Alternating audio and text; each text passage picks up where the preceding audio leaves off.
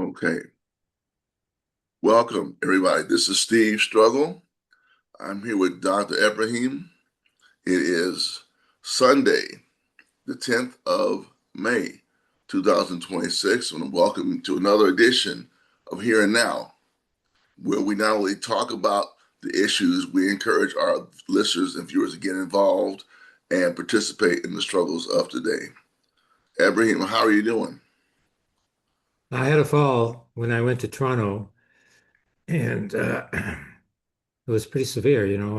I don't fall soft. I fall hard. Because I've got a lot of metal in my body now. So I got, like hit my eyebrow on the cement Was and it because cracked of the rib. ice? Was it because of ice on the concrete or something? No, I was thinking about it. The American militia ice. No, no ice in Toronto. Toronto is warmer than Montreal. Okay, It's just that I was on feeling pretty dizzy because of a new medication that wasn't at all suitable to me. okay. But well, continue on. No problem now. Good Well, to hear from you. I'm What's I'm happening there I'm in Los Angeles? well. I'm glad that you're that you were able to bounce back or recover from the falls because falls are something we don't expect.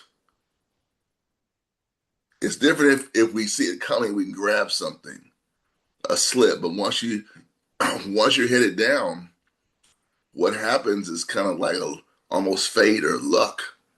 Because I've fallen many times in places, and it's just you just hope that you recover well.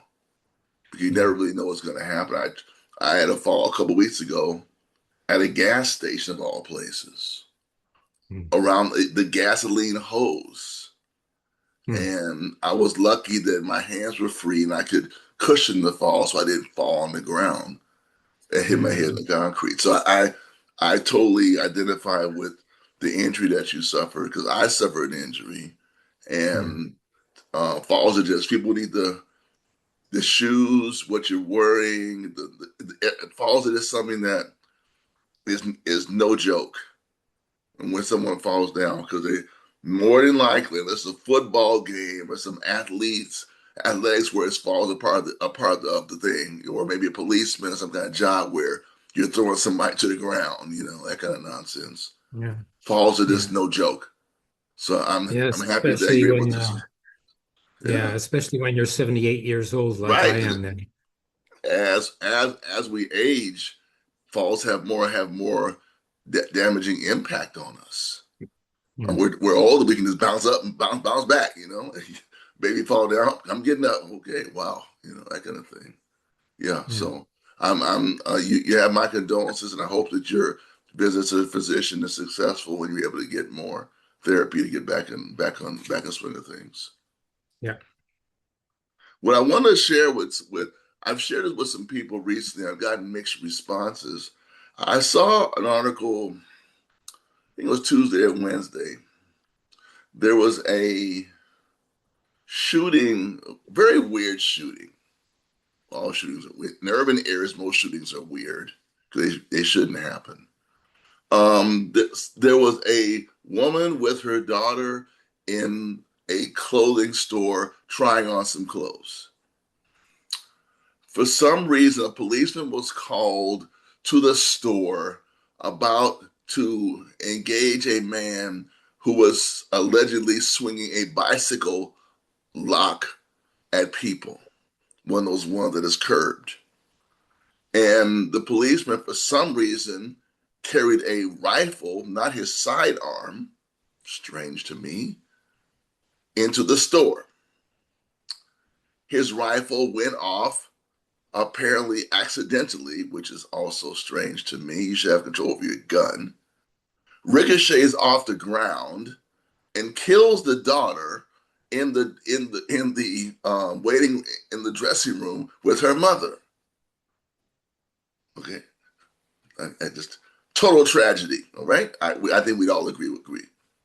So I want to say it's the state. The state tried the police officer and the city of Los Angeles. They were sued.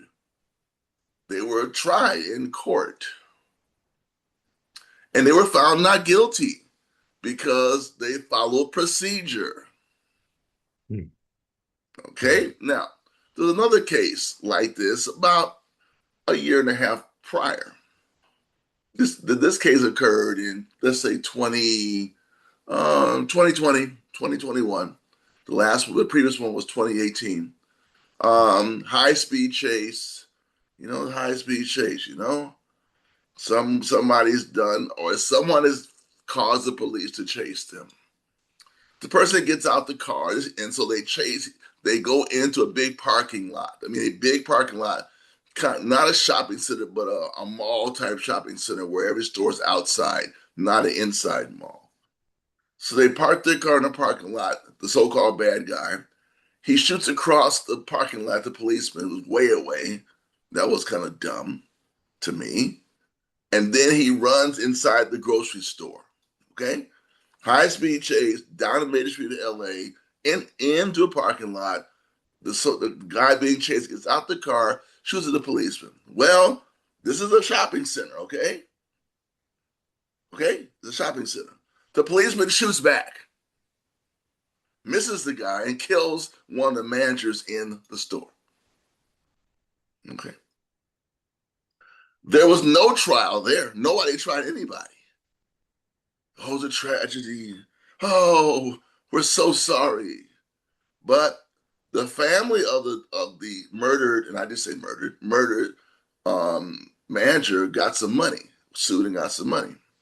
So this just shows you again, to me, these two cases involve policemen using a weapon in a situation supposedly to apprehend someone, and in the act of apprehending, they kill someone who had nothing to do with anything. The first case had no trial. They had to sue them. I don't know who they sued, but they got some money somehow. The second situation had a trial. They're found not guilty. What the hell's going on here? You and I can be anywhere we want. It's bad enough in some areas where some hoodlum or somebody with a gun, some fool with a gun wants to shoot you or shoot somebody. But then here you have law enforcement trying to shoot somebody and they miss, and the person who dies as a result of their missing and their death, they are exonerated for the death. Oh well, any policeman would have done this in this situation. Therefore, you can't charge them with a crime. You have to be found not guilty, and that's why the first case I think wasn't even tried, because they knew that whoever was the DA at the time, either state DA or local DA, they knew that's what the outcome was going to happen. I think this trial came because of the ex DA was going to try, and they actually got rid of him because he was a pro justice DA. But the trial was still in the works after he lost his election for his attempt to be reelected. So what do you think about this? I mean, Hmm. in warfare, we have this thing called collateral damage. I mean, oh well, civilians just died, too bad, And then Hmm. Hegseth dismissed these generals who didn't want to go to war in certain settings. I think in Iraq, because they felt that the collateral damage possibility was too high, and Hegseth fired them. He didn't care. I want to kill somebody. So you Hmm. see it from the top. I Hmm. want to kill somebody. And the policeman now, I can shoot somebody. I can shoot at the quote unquote suspect. If I miss and kill somebody, I'm not going to be tried for it. It's Hmm. ridiculous. The people have no right they have no right to be protected from even legally sanctioned violence. Hmm. And police shootings are legally sanctioned violence. We have no right to be protected from it. If say we're injured, unless you have a lawyer and got some money for a lawsuit, then you might get, but your life ain't coming back. And if it's a trial where the state, the county or the state prosecutes the jurisdictional body and the officer, this case here will be used as a precedent. Here we Hmm. show we can do this. I Hmm. find it just absolutely ridiculous. I'm sorry, it's absurd. Yeah. Yeah. It's it seems if that's the case, in California of all places, means that the civil law is no longer dominant. What you have there is a condition of martial law in which agents of the state, like the police, which is what they are agents of the state, can do whatever according to their own rules. They Right, set up their own rules, right, and they don't follow the law anymore. It's not a condition of law; it's a condition of martial law, military law, which can change, from day to day, of course. Like it's all a matter of command structure and protocol, and that's martial law, and that's illegal because it hasn't been legally proclaimed. It would have to be legally proclaimed by the governor of the state, and I presume that it has not been. In fact, the governor of the state of California was actively opposed to the use of martial law by ICE agents in California.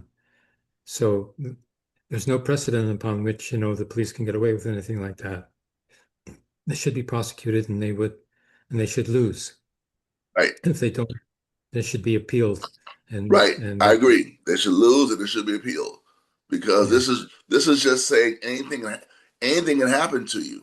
If something happens to you, and I'm a policeman, and you're injured in some way, even if you're the so-called bad guy. But here, you're not the bad guy. You're not the person who they're coming after. You happen to yeah. be in the area, like these people in LA, who have lost their eyes. They've lost their eye, an eye or eyes, based on being at a anti-ICE demonstration. Somebody shoots them in the eye with a less than lethal projectile. Oh yeah, It's, rubber it's bullet. happened so much, it is a pattern. Therefore, it is not random. Okay? Here it It is. happened. This is a rubber bullet. This is a Yeah, rubber bullet I brought back from the West Bank. This is what a rubber bullet looks like. yeah. Like it's as big as a thumb. And inside, there's like inside is like a big chunk of metal. And it's weighty, This is it's not a non-lethal projectile, this. There you You go. That's know, right. this is I'm, I'm just saying that's the terminology they give it. Yet here in in Los Angeles, over the past year, and it's been in the newspaper. Okay, so the newspapers are taking this up because they know it's. I mean, they can't ignore this. hmm, That these people are not throwing anything, even if they're throwing something at the law enforcement officer, you can't shoot me in the eye. yeah. Okay, Hmm. I mean, even if they are, and they say they're not, and unless you can prove they are, and that's not the issue here, then I'm gonna give them the benefit of the doubt, and say they didn't do it, or it really doesn't make any difference. It's In fact, happened you're repeated, obliged. repeated. It's happened repeatedly, Yeah. repeatedly. A number of cases. They've even shown the people in the LA Times with their glasses off, showing their eyes are just totally just gone, eye Hmm. gone. Hmm. So same thing. There's nothing done. It's so they know they can do it, and that Well, leads to lawlessness from those who supposedly protect and defend the law. yeah. Yeah. So, if the police aren't following the law, then why should anybody else? That's the consequence. It's a very good point. Yeah. But what the police are doing is the police are acting like a judge and jury. They're Yes, deciding that somebody is guilty and that they can shoot them and inflict yes. whatever harm that they deem necessary. They're the Mm-hmm. judge, jury, and executioner, all three, all together. The cop assumes that they have that power, and they don't, because any person that they consider necessary to detain is an innocent person until they're proven guilty, and they have to be treated as such. They are innocent until proven guilty. If they arrest somebody, that person is still innocent. But the police don't treat people like that. No. When I was arrested for a so-called criminal mischief here, for having written "and a free Palestine" on a poster worth $2.01. I was put in a prison cell that night with four fluorescent tubes light, a light all night long, on a bench, a wooden bench that had no mattress, no pillow, no meal. And but at least that was better than in Palestine, where when we were detained for 26 hours, we had our hands tied together and eyes blindfolded. So at least here, I didn't have my hands tied together and my eyes weren't blindfolded, but otherwise it was still torture. And when it came to the prosecutor, the court case, the prosecutor just dismissed the charges, didn't even bring them before the judge, just revoked the charges because they were so ridiculous. And yet, I had been tortured, overnight by the police. So I'm suing the authorities that got me arrested in the first place, and that's proceeding, and see what happens there. But I'm on my own there. I don't have there's no lawyer who is sort of, adept at doing that kind of work here. So I'm doing it myself. Well, Oh, what do you think about this situation, Ibrahim, in Iraq? News story, I'm sure you've heard it. It was on Al Jazeera. Israel supposedly, with the help of the United States, built a base in Iraqi territory, wow. on Iraqi territory, days before the February 28th assault on Iran. There have been makeshift pictures here and there, um, kind of like the airstrip that the U.S. was using when they supposedly were trying to find the missing pilot that was shot down a Mm. few weeks ago. An airstrip they just create, some area they create very quickly to create an airstrip. Now, as I understand it, Al Jazeera said it existed. Now, the Iraqi minister, and then there was a Palestinian, there was a Bedouin farmer who was attacked by gunfire who came across it. Now Iraq says it doesn't exist. It's a picture here, which I can't get on the screen right now, from, let me see here. What is it? It's from Iraq Desert Al Anbar Najaf. They have the coordinates 32 degrees 11 minutes 05 seconds north, 43 degrees 52 seconds 19 42 degrees 52 minutes 19 seconds east. So there is a supposedly a location where this thing is, and it's amazing. I mean, if it doesn't exist, okay, it doesn't exist. But if it's true, it's utterly amazing that Israel and the United States know they can violate territorial integrity of a country, build an airstrip to use it in an assault, and then, of course, I'm not sure they've even denied it exists yet, though. Iraq has been the one saying it doesn't exist. What do you think about this? What's going on here?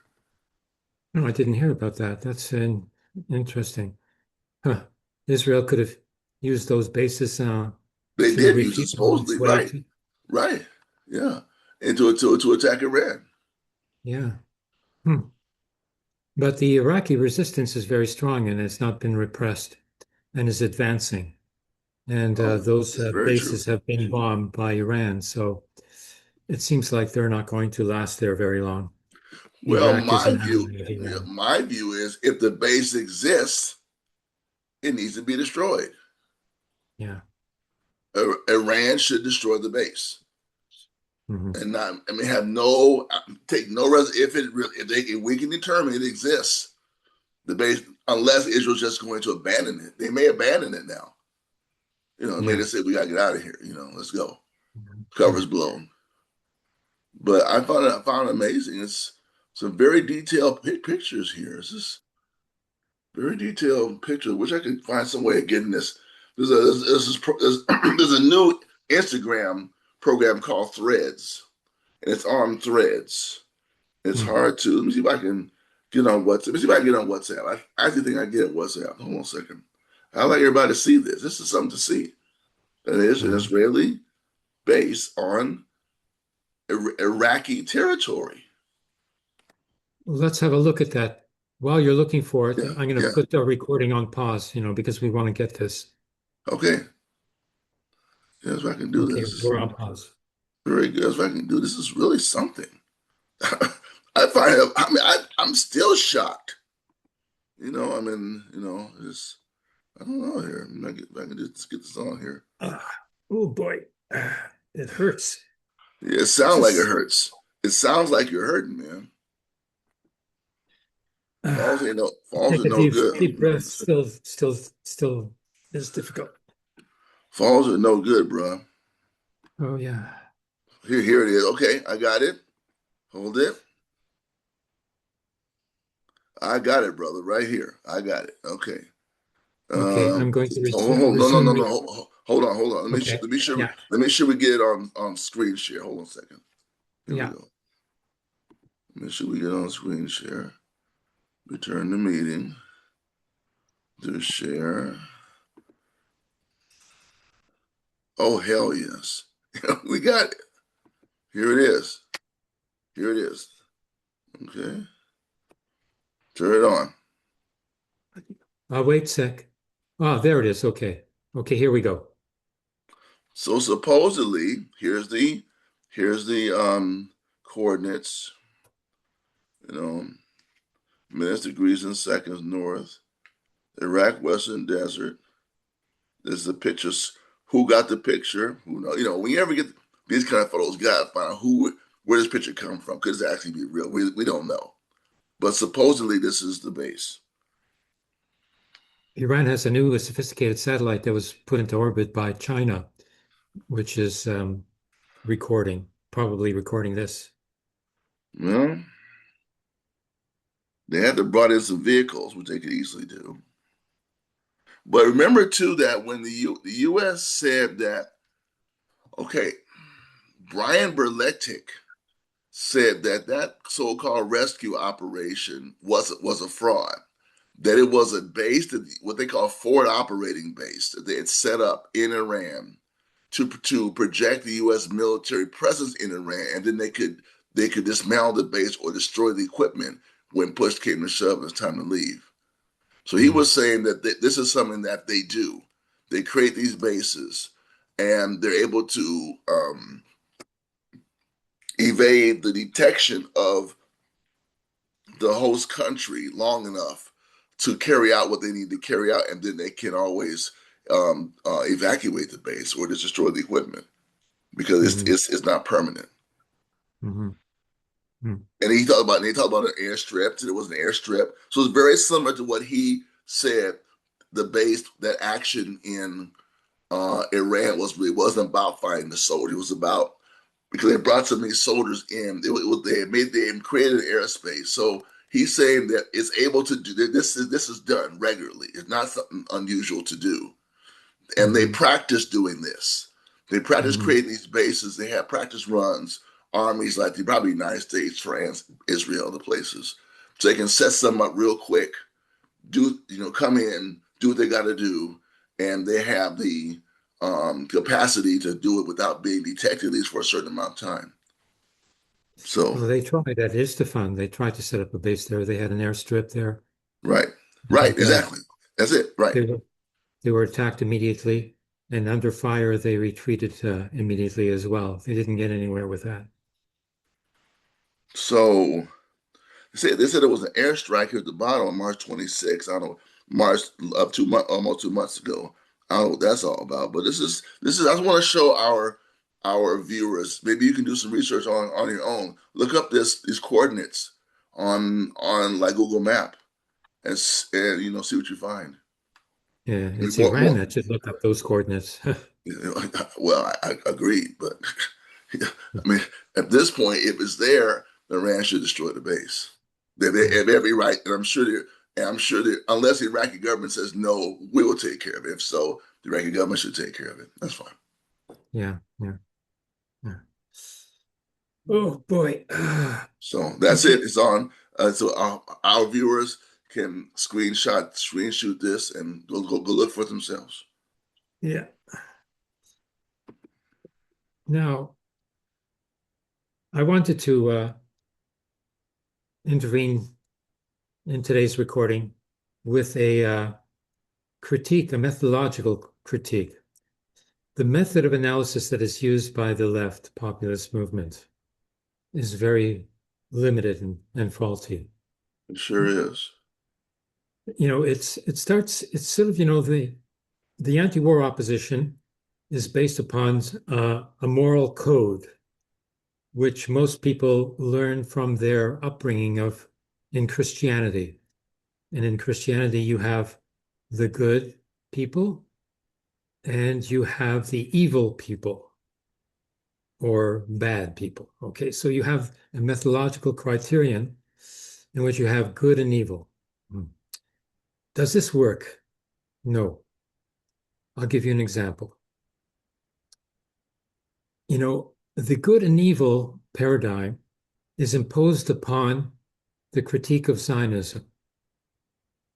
And the initial conclusion using formal logic, like, oh, and Tucker Carlson is, the most adept at this, blaming Israel and AIPAC for the US foreign policy, saying, oh, these, influences are bad and they're turning our country to be bad, okay, and blaming Israel for dragging the United States into the war on Gaza or Iran or anything else. It's all Israel's fault.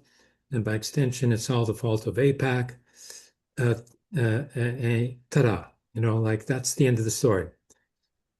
Uh, but if you look at the empirical conditions in the United States, you can see that something's wrong there because the number of Jewish Zionists in the United States is rather minimal, considering that the Jewish people are only 1.5% of the population. Perhaps there are 30% of the population in New York, but that's New York. New York is not the United States of America. And we're talking about the USA. Mhm. So in the USA, uh, as in the last Here and Now session that I made myself talking about the Christian evangelical movement, Right. I uh, remember that. with the video interviews of the two ex-members of the Christian evangelical movement who point out that 30% of the American population are Christian evangelicals, with 15% of them, half of them, that is to say 15% of the US population, are fanatical Christian evangelicals like Hegseth, who has control over the Department of War. And then there's other people like him who are in the administration as well, whose names I don't have on the tip of my tongue. So we have to sort of look at something else to explain what's happening. Hmm. Now, in the case of the state of Israel, you have Zionist apartheid being imposed on the Palestinians. So the anti-Zionist movement, concludes that Israel is bad and the Palestinians are good. So Israel is is oftentimes called even evil, and this is extended to the Israelis at large because the Israelis are, voting for the fascist Zionist government. So the Israelis as a whole, in particular the Jewish Israelis, are blamed for Israel being evil or bad. And the Palestinians, in such a scenario, are the good guys. Okay. Now, indeed, the Palestinians are occupied and suppressed, and should be considered as such with justice.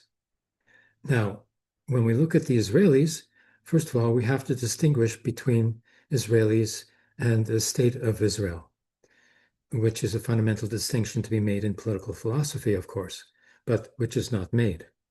So the Israelis are denounced as being evil, And we can find as many examples as we need of Israelis who are indeed fascist murderers. And amongst those Israelis, 50%, it is not known, but 50% of the Jewish Israelis are also Arabs. That is, they come from Arabic countries. Their families originally spoke Arabic. They are brown-skinned like the Arabs are because Jewish people are Semites, like the Arabs are, in spite of whatever, the so-called anti-Zionist opposition claims, which tries to support the Palestinians by claiming that the Israelis are merely settler colonials who come from another country and have no indigenous relationship to the land of Canaan, which is what it was originally. That argument is false and only serves to bolster the support that the Zionists have amongst the Jewish community and elsewhere. So they're acting in a way that is counterproductive for the sake of the Palestinians with such arguments. Now, the Arab Jewish population, that is 50% of the Jewish Israelis, who are the brown-skinned underclass, the caste system of oppression, in which the Jewish Arabs are relegated to the lower ranks of each class to which they may or may not belong. This is caste oppression. It is a form of national oppression. And according to the sort of good-bad criterion, good-evil criterion, these Mizrahim, as they're called, the Jewish Arabs of the Jewish Israelis, therefore are considered to be good. Okay, although they are very fanatically pro-Zionist, they go into the army, they kill Palestinians, which is bad. So how can they be both good and bad at the same time? Can't be. So forget about this paradigm of good and bad, good and evil. Doesn't work.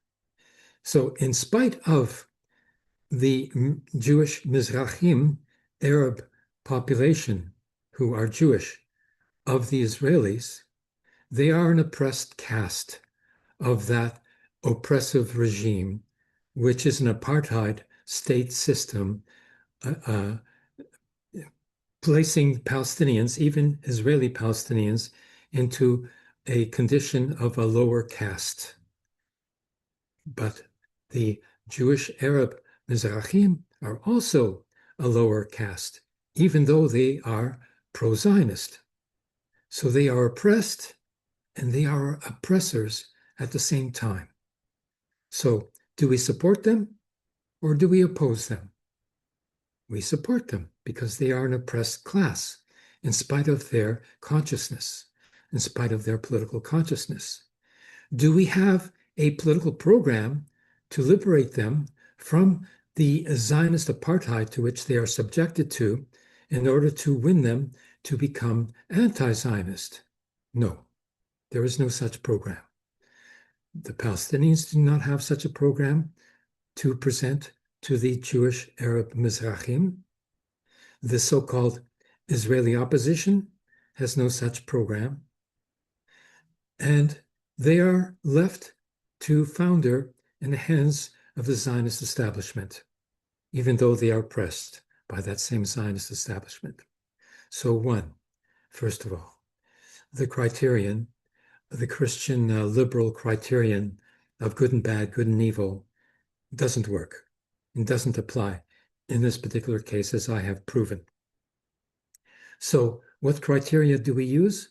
We use the criterion of class, a class criterion to determine who is oppressed and who isn't. We consider the working class to be oppressed, even though they may have gone, as in Germany, to fight for the Nazi regime and kill as many Jewish people as they could. Nonetheless, the workers are an oppressed caste who are manipulated into acting as agents of the state. So a class analysis is essential to overthrowing the state agency which is turning people into fascists. Now, we can't blame people themselves for being fascists. Otherwise, we would be at the end of the road and nowhere to go, and there would be no revolution. We have to turn the oppressed layers of society into oppositionists so that they will overcome their oppression and not seek to oppress others in order to maintain whatever privileges they have on the lower caste relative to themselves. So you have more than one caste in society. In Israel, you have Ashkenazim on top, with, of course, the national bourgeoisie controlling that strata. Then you have the Mizrahim, Arab Jewish strata caste, which is oppressed by the first caste of Ashkenazim in the name of the state. Then you have the Israeli Palestinian population, a third caste. And then you have the fourth caste of the occupied Palestinians in the West Bank, and the fifth class of the occupied Palestinians in Gaza, subjected to genocide and continuing siege and starvation at this very moment. You have five castes in political economy of the Israeli state occupation. And, that's, the reality. And it's not a matter of, good and evil.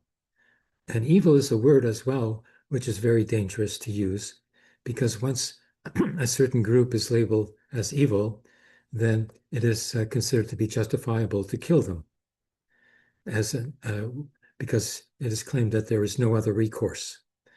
So, the paradigm of good and evil, the Christian paradigm, is very dangerous. And I would here and now argue in favor of a class analysis to overcome those superficial defaults of consciousness, which do not reflect the empirical, materialistic conditions to which people are subjected to.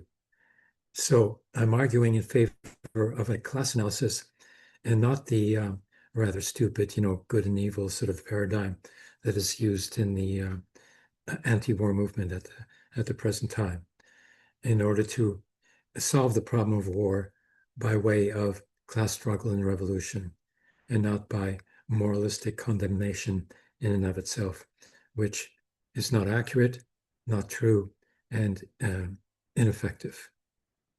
Period. That took a lot of energy. I think that your thinking needs to be discussed and debated and thought about by our listeners and viewers. Because and right now there is and further developed as well, because it's not complete. Right. Yeah.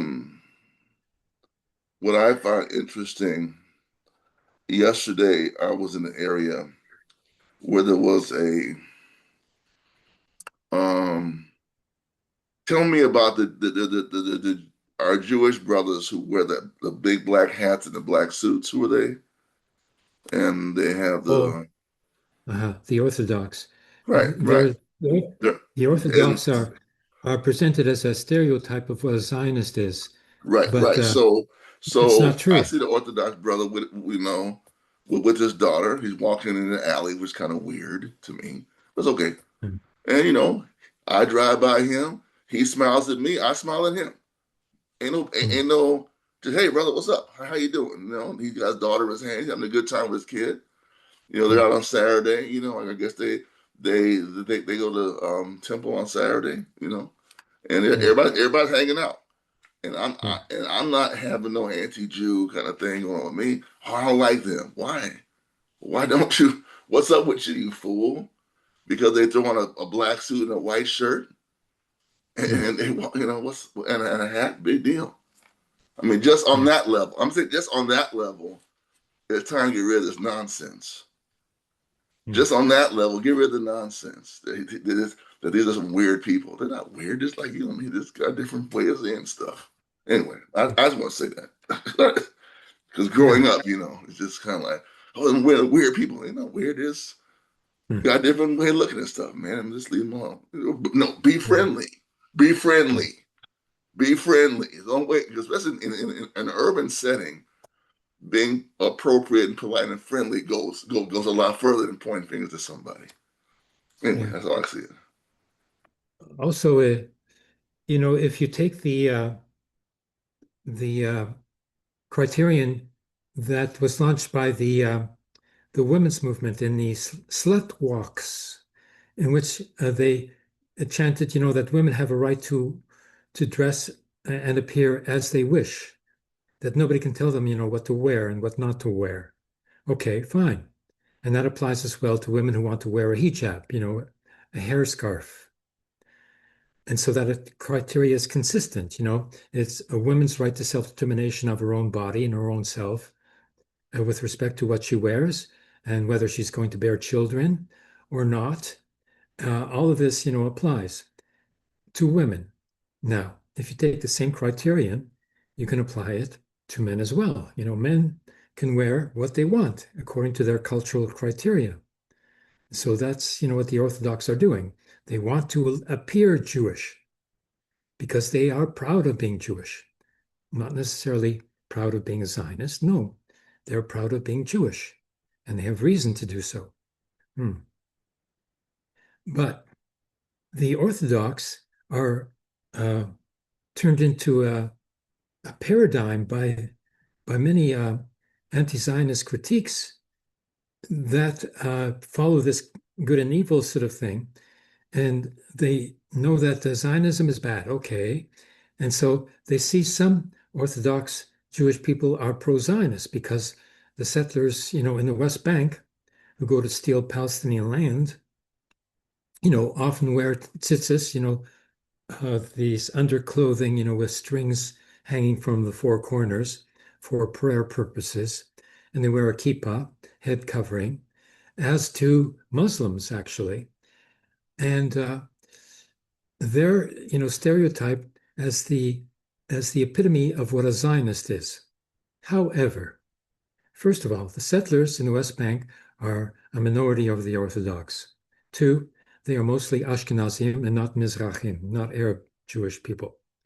So they are part of a privileged caste strata and subsidized to that effect by the state in the West Bank. Even though the state has not even been able to annex those lands, they still subsidize them and treat them as if they are owners of those patches of land in the West Bank. Uh, and this paradigm of the Orthodox um, fascist settler in the West Bank is transposed onto all the Orthodox, which is not the case, because in the Israeli Jewish population, 20% of the Jewish Israeli population are Orthodox, and a majority of them refuse military service. This is why the state in this last year tried to conscript 30,000 of these Orthodox Jewish, mostly Ashkenazim, into the military to fight and kill. But they refused.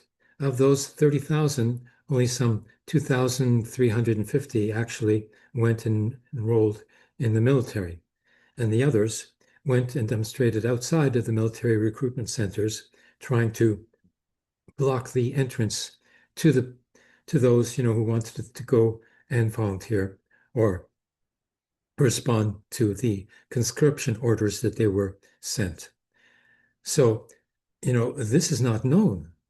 Like in social media, you can get some videos from time to time of their demonstrations doing civil disobedience and blocking roads and getting dragged away by the police and getting brutalized and all that. But the regular media, even the regular social media of the anti-Zionist movement, do not show this and treat all Orthodox as if they were Zionists, which New York, is dangerous for them because if some fanatic, anti-Zionist wants to take revenge for the killing of some member of his family, they're going to choose the easiest target possible, and that would be an Orthodox Jewish person who may very well be anti-Zionist. In fact, all Jewish people who do not live in the state of Israel are, by definition, by Zionist definition, non-Zionist. They may have some sort of sympathy for the state of Israel because they have some relatives living there and they sympathize with their relatives. They transpose this onto the state of Israel itself, may or may not. But even if they do, they're still to be considered non-Zionist because they're not there. They're not contributing to that economy. They're not part of the military. They're not oppressing Palestinians. They're just living in New York. That's it. That's all. But the anti-Zionist movement, anti-war movement, doesn't take any of that into consideration, except for Zohar Mandami, who knew that he had allies amongst the Jewish people because he would ensure their security and their right to live as Americans in New York City. And for that reason, they get along. And like 25% of the New York Jewish population voted for Zohar Mandami. That works. Now, the rest of the anti-war movement has to become more sophisticated, like Mandami, and not resort to a Christian criterion of good and evil. That's wrong. And certainly not blaming the Zionist lobby as the sole factor which somehow manipulated Trump into attacking Iran and supplying the bombs to bomb the Gaza in a genocide. And yet the left, is so happy that Tucker Carlson is saying some of the same things that they are. And they think that this is, like a breakthrough. It's not. It's a diversion. It is the negation of the anti-Zionist movement that we have built. It is not an elaboration of the movement. It is diversion. It is a contradiction with the anti-Zionist movement because they are merely building an anti-Jewish movement, blaming the American Jewish people for what the American government is doing, in spite of the obvious power and influence of the Christian evangelical movement, which has control over the military and which dismissed 20 generals and the head admiral of the Navy as well, because they didn't want to go into a war footing when a war footing was not necessary for the security of the United States of America, and not even for the security of their arm in the Orient, which is called the State of Israel. So the State of Israel operates as their appendage, and the Zionists have made this popular front with prevailing world power in order to ensure their own security, which means the security of the Jewish national bourgeoisie, as if they were the natural entitled leaders of the Jewish people, which is all false. So, again, it's a question of methodology. And without a revolutionary methodology and being diverted into a racist, basically a racist paradigm, it certainly is not going to lead into any revolutionary change in the United States of America. It's merely going to bolster the Christian evangelical control over that state. And Israel couldn't care less, even if it leads to anti-Semitism, which it is, because people are blaming the Jewish Americans and Israel for all the faults of the United States. And even if it's leading to such an anti-Semitic conclusion, Israel couldn't care less because they want their support for Israel, not for the Jewish people, in spite of the claim that Israel is there to defend the Jewish people everywhere. It's not true. The Zionist strategy is that they consider anti-Semitism to be inevitable, and they even consider it to be justifiable. And as such, they couldn't care less that anti-Semitism increases because they consider that the Jewish people will be forced to leave their homelands and go and become Zionists and move to Israel and adopt all of the protocol necessary to maintain that state, including the genocide of the Palestinians. So Zionism is not a revolutionary movement against anti-Semitism. No, Zionism is a national liberation movement, but not on behalf of the Jewish people. It is a national liberation movement on behalf of the national bourgeoisie of the Jewish people, period.